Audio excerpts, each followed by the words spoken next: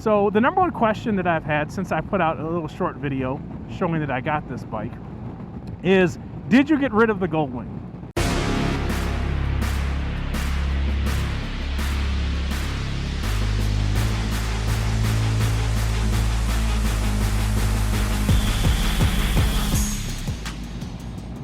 Well, good morning, everyone. I hope everybody's having a blessed day. Craig back at you. Out on the new 2023 BMW R1250 GS Adventure. That's a lot to say.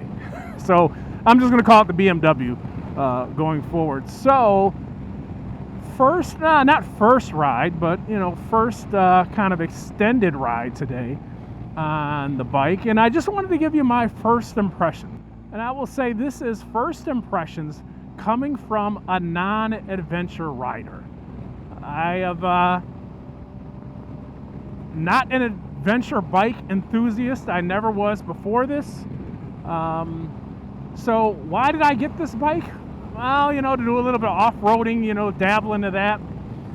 Nah, that's a lie. Not really. I'm not going off-road with this bike at all. I mean, let me just put it this way. If the tires touch the dirt, it's because I did a U-turn too wide. And something went wrong if this bike is in the dirt.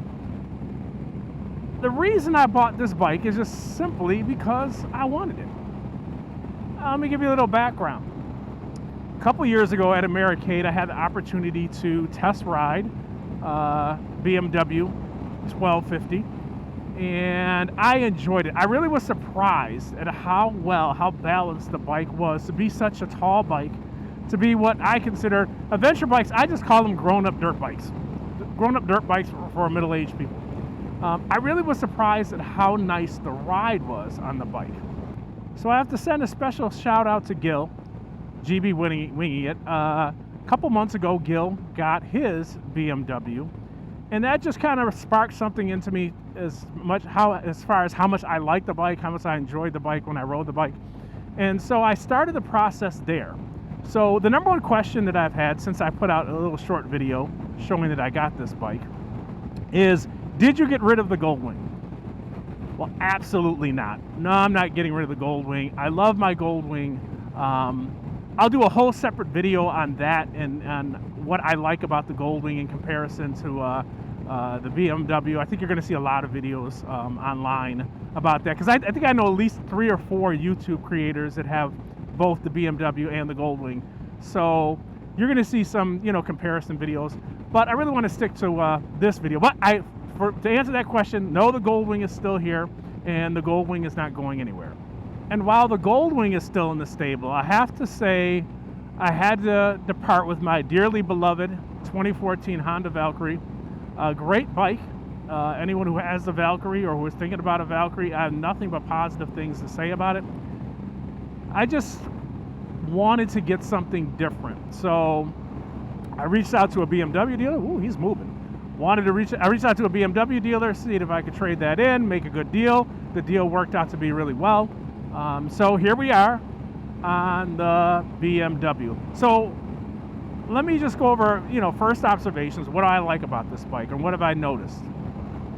Well, for such a tall bike, and it does have some wind protection because of, the windscreen here. This bike really gets up and goes without you even realizing it. It's one of those bikes that when you look down at the speedometer, before you know it, you're doing 75, 80, 85 miles an hour, where you would have thought you were going 50, 55. So you have to really be careful, because it does have a lot of torque. It does have a lot of power. I really enjoy that about this bike.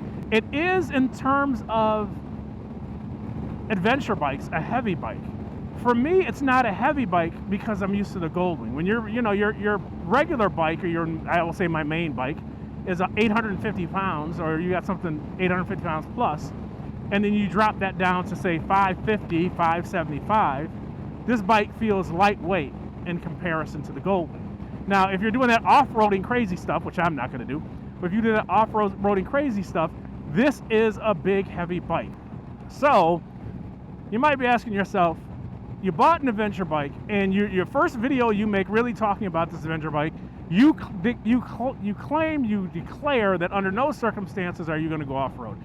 absolutely no circumstances I'm going off-road unless I change my mind. But right now, I have no plans. When I bought the bike, have no plans to go off-road. So right as of right now, I have a total of 52 miles on this bike since I got it. And so, yeah, that makes me well qualified to give an overall extensive and comprehensive review. But let me do a couple things. Let me hop off this bike and give you a good look at it. And actually, I want to go over some changes that I've already made to the bike just to kind of make it my own, make it comfortable to me. Oh, and by the way, one of the things I learned when you buy an adventure bike, you gotta get climb gear. I mean, that's a law. You can't ride any adventure bike in it, but any other jacket other than climb. So I didn't get sighted. There you go. Got the climb stuff working. But let's hop off the bike so we can take a good look at it. Okay guys, so let's take a look at the bike now, and I wanted to go over some of the things that I've added to the bike as a non-adventure rider, just to, I don't know, I guess for appearance sake. I really wouldn't say it's anything that's going to be functionality for my off-road use, because I'm not going to be doing off-road use. I've only done a couple things so far. I've had the bike maybe about 3 weeks to a month now. I've only been out on it a couple times. But the first thing that I added was this Lone Rider headlight guard. The reason that I added this basically is because I like the look of it. I know it does serve a function. You know, when you read online, these LED headlights, the whole unit is very expensive. And if you're off-roading and your rock broke it, I guess it costs thousands of dollars because you have to replace the whole unit.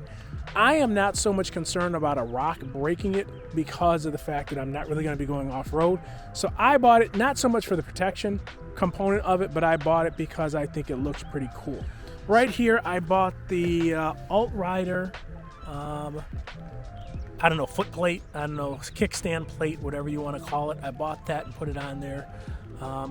Just because the bike leans over so far.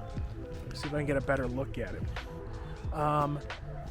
That I just wanted a little bit more of a substantial footing for the kickstand when it's down on the ground, in case you're, you know, in a bad spot and you need that extra, you know, I guess security of the kickstand. So I bought that. I put that on the bike.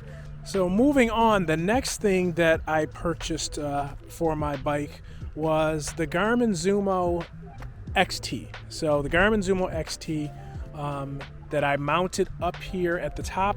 For those of you that are familiar with the BMW, it comes with a Garmin cradle that you can put in a certain Garmin. I think it's a Garmin 5 or Garmin 6, whatever it is. I didn't want that because I was reading online that the XT was much better. So I just followed some videos online on how to install it and how to kind of hook it up to the factory power source so everything looks factory and looks good. So I was happy with how that came out. The next thing that I added to the bike is the Sergeant seat. And for those of you that have watched my videos, you know I am a big Russell Daylong fan as far as seats and the comfortability of the seats. And they are what I would consider to me to be like the #1 seat. However, I did not like how the Russell Daylong looked on this bike. It just didn't look good. It looked bad. It looked really bad. So I went for aesthetics and went with the Sergeant seat. The last thing I think that I've added so far in my short period of time of having this bike is just a Kriega dry pack that I had. I didn't buy it for the bike. I had this for a couple years.